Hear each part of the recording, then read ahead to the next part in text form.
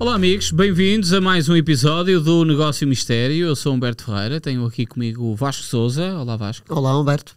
Hoje temos o 10º episódio, mas podia ser o 7º, porque vamos falar de um mítico número 7. É verdade. Que não lhe ficava muito bem, número 7. Não, então Era mais 9. É verdade. Estamos a falar de Andrei Shevchenko, o ucraniano, e a sua passagem fugaz pelo Chelsea de Inglaterra, que aconteceu precisamente neste dia, 28 de maio de 2006, é quando ele chega a Stamford Bridge. É quando ele é anunciado. Anunciado, exatamente. Falou assim uma transferência muito rápida. E ele ia para o Mundial de Clubes, só que não havia Mundial de Clubes. Ah, ok. Não, porque ele quando vai para o Chelsea vai em ano de campeonato do mundo, ou seja, exatamente. Ele quando representa a Ucrânia no Mundial já é jogador do Chelsea. E esse poderá ter sido um dos problemas dele, mas vamos falar já à frente disso. Ele já falou muito recentemente sobre os grandes problemas que teve ao serviço do Chelsea e vieram alguns do Campeonato do Mundo da Alemanha 2006. Ok, não sabia, mas vais-me contar tudo. Da Ucrânia, no Mundial. Exatamente, primeira e única. E chegaram aos quartos de final. Com Andrei Shevchenko. Sabes qual é que é o segundo nome de Shevchenko? Não. Estava à espera que soubesse. Não, só sei que é Andrei Shevchenko, agora o segundo não sei. Mykolaiovski. Era suposto eu saber isso? Não era. Pronto. Mas sei lá, podias saber, nem te vou perguntar qual é que é o nome da cidade dele, também é aqui um bocado impronunciável. De Virchina. Andrei Shevchenko, que chegou ao Chelsea em 2006, depois de épocas absolutamente estrondosas no AC Milan. É verdade, esta era daquelas transferências que, se perguntassem na altura qualquer adepto de futebol, toda a gente dizia normal, que era uma super contratação do Chelsea, que tinha tudo para correr bem. O Shevchenko nessa altura era, sem dúvida nenhuma, um dos melhores avançados do mundo, um dos melhores jogadores do mundo, não só avançado. Tinha ganho a bola de ouro em 2004. Verdade. E jogava muito a bola no AC Milan, um dos maiores jogadores da história do Milan, e foi para um clube que na altura era bicampeão inglês, o Chelsea, que se reforçou muito nessa temporada, porque o grande objetivo era a conquista da Champions. Ainda era o Mourinho o treinador, a primeira passagem dele. Nesse mercado chegaram, por exemplo, o Ashley Cole, o Ballack, o Kalou, o Bobby Mikel, ou seja, houve aqui grandes transferências nesta temporada, mas apesar do Ballack... No meio dos milhões investidos por Roman Abramovich, e não deixa de ser curioso, nos tempos em que vivemos, um russo contratar um ucraniano. Nesta altura eu acho que o Shevchenko não ia. Pois, também acho que não. Foi a transferência mais cara da história do Chelsea. Pois, nessa altura, não é? 44 milhões de euros. Pois, era a altura em que o Chelsea quase todas as temporadas fazia pelo menos uma contratação mas sabes muito cara. Bateu o recorde, sabes quem? Era do próprio Chelsea? Sim, não, do Chelsea. O recorde do Chelsea. Isto é o recorde do Chelsea. Ok. O Drogba não deve ter sido, nem o Robben, nem o Che, se calhar mais a ti. Será o Verón? Essien. O Essien, que tinha ido na época anterior. Exatamente. Ok. Tinham sido 30 e alguns milhões. 30 milhões agora neste momento parece ser irrisório, não é? Pois, mas é um médio, não é? Sim, mas era... Se pensarmos que o Chelsea nesta altura pagou 20 milhões 2 anos antes pelo Paulo Ferreira, para defesa de direito. Sim, mas pronto, era um campeão da Europa. Certo, está bem, mas eu acho que o Shevchenko... Sim. 44 milhões. Sim, Há quem diga com os estudos um bocado da inflação, nos tempos atuais estamos a falar de 215 milhões de euros. 215? Que valeria esta contratação. Então, olhando para primeiro os números do Shevchenko no Chelsea, ele faz 77 jogos, marca 22 golos. Nós temos nem 10 assistências, mas temos tudo da Champions e da Premier League, mas pode faltar se calhar alguma coisa, mas anda ali à volta das 10 assistências. Transferiu-se para o Chelsea, mas que nesta altura podia ser o Celso, porque é a altura em que temos o famoso Mestre Alves, que fala do Celso, que vai ganhar a Champions. Solto, até eu fico aqui baralhado. Portanto, o Shevchenko é contratado para fazer dupla com o Drogba, não é? Ele até não começa mal a aventura no Chelsea. Ele marca logo na estreia na Supertaça contra o Liverpool, numa derrota. Marca também logo na segunda jornada da Premier League E chega a ser até considerado o melhor jogador do mês, logo numa fase inicial. E marca até golos importantes na Chelsea, marca no Dragão nos oitavos de final ao Porto, marca na eliminatória seguinte ao Valência, mas em termos de futebol estava muito longe do que era o Shevchenko do AC Milan, e ficou muitas dúvidas, mas como é que este jogador, não parecia ser o mesmo jogador, muita ansiedade também, muitas vezes acontece isto. Sim. És um craque, és caro, és visto como a principal figura da equipa e as coisas não começam a carburar, e parece que é uma bola de neve. Que ele falou anos mais tarde, depois de até ter terminado a carreira, num livro que publicou, aliás, ele falou com muita angústia sobre a forma de não ter conseguido retribuir aos adeptos do Chelsea todo o carinho que recebeu, o que é sintomático da forma como os adeptos ingleses veem o futebol, porque não vão cair sobre os jogadores e sobre o facto de ele não estar a corresponder às exigências que lhe pedem ou que lhe é exigido, o que é muito curioso, não é? Nós aqui em Portugal ou nos países latinos, quando um jogador está a jogar mal, é assobiado, é poupado. E às vezes aqui em Portugal isso acontece muito, e em Espanha também, quase não damos tempo aos jogadores, certo. Não é? Às vezes basta um mês e já começa a ser queimado. Aqui houve muita necessidade de tentarem perceber porque é que ele estava assim. E ele nunca falou, mas disse depois, anos mais tarde, que ele apresenta-se no Chelsea depois de ter tido problemas relativamente graves ou incómodos após o Campeonato do Mundo de 2006. Que tipo de problemas, sabes? Ele teve uma hérnia.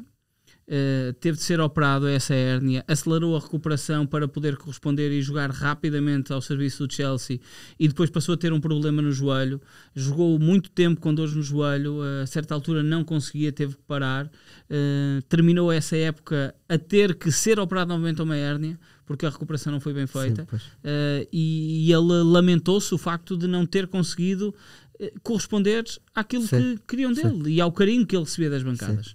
O que não deixa de ser bastante curioso. Sem dúvida.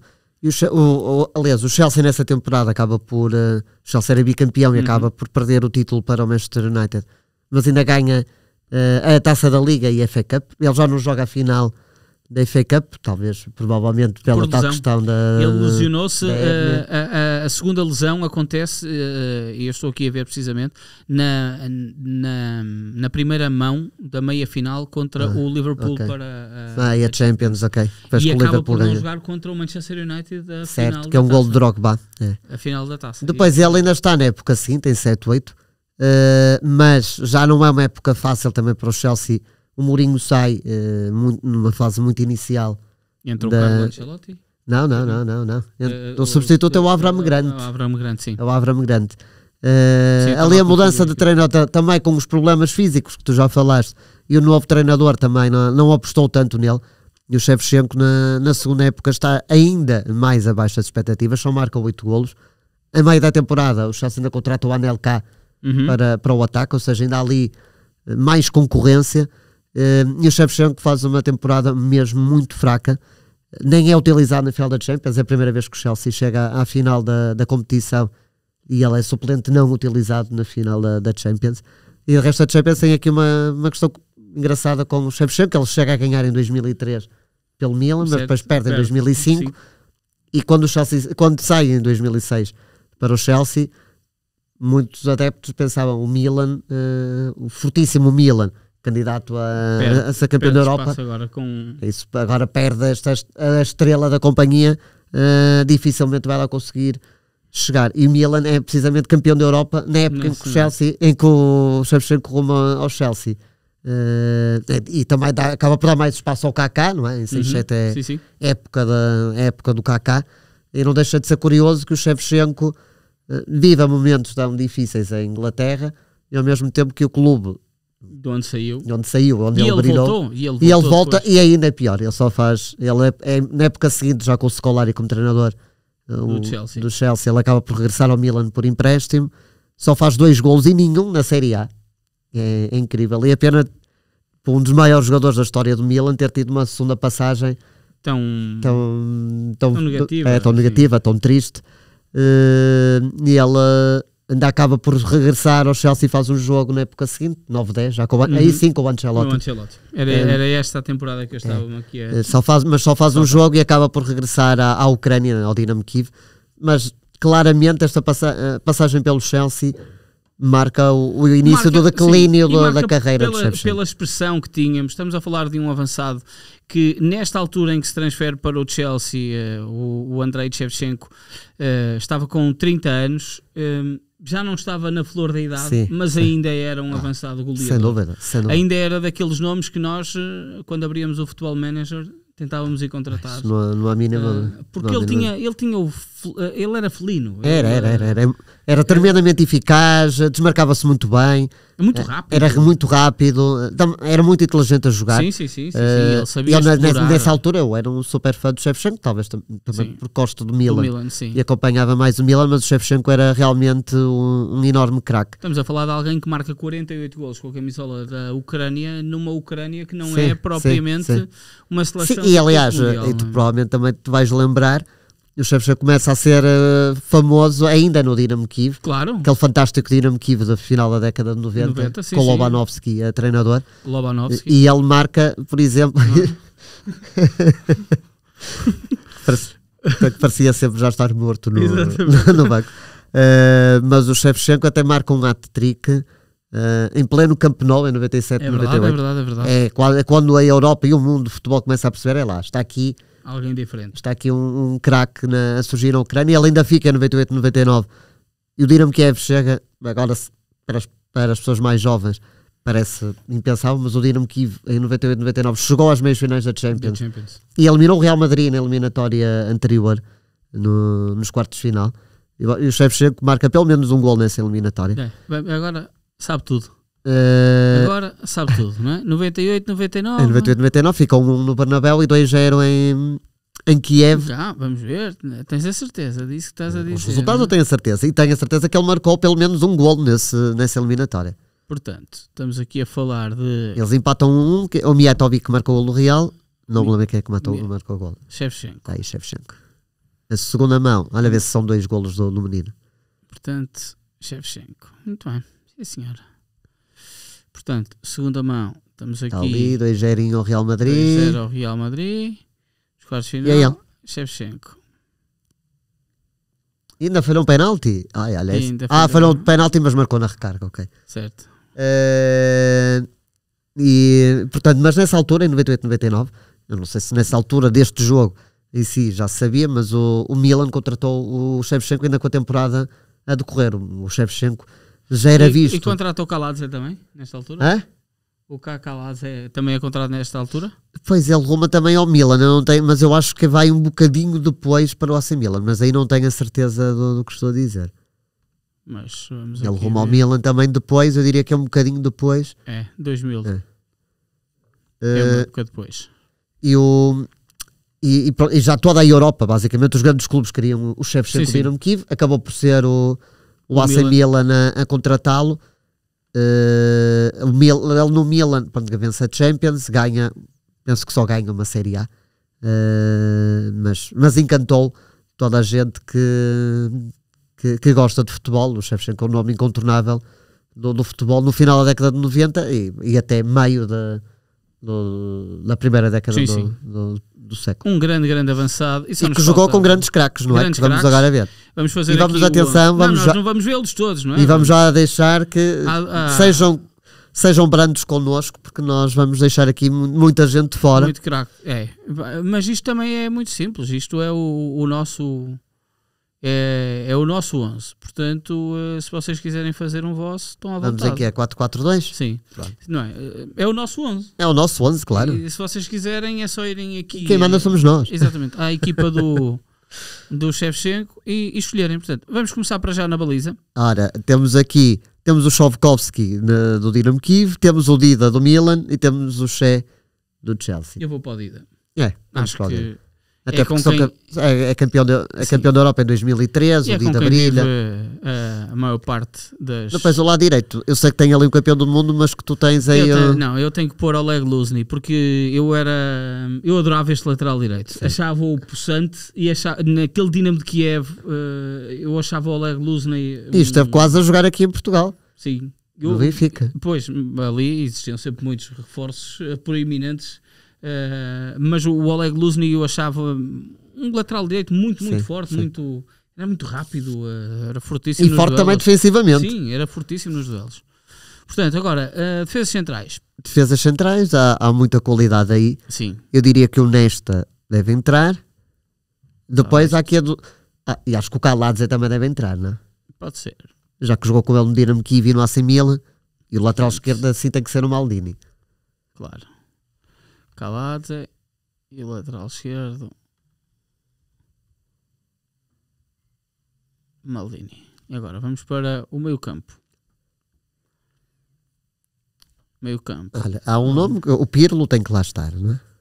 Sim, mas queres colocar o David Beckham aqui? Ele jogou um pouquinho com o Beckham. Sim, joga. E eu até acho que é depois já na segunda passagem. É isso. E o Beckham também já chega na segunda metade, acho que não vale. Não pelo valor do Beckham, mas pelo companheirismo do e do outro. Eu acho que o Pirlo, o Seedorf deviam entrar. Albertini, não? Mesmo o Albertini também já não está no melhor momento de forma, quer dizer, mas não encontra ali durante algum tempo. Ora bem, Pirlo, estavas a dizer... Seedorf, é o meu campo do Milan, não é? Também queres o Gattuso? O Gattuso até acho que é o jogador que tem mais jogos na carreira com o Shevchenko. Portanto, Gattuso... E depois queres pôr cá em Kaká?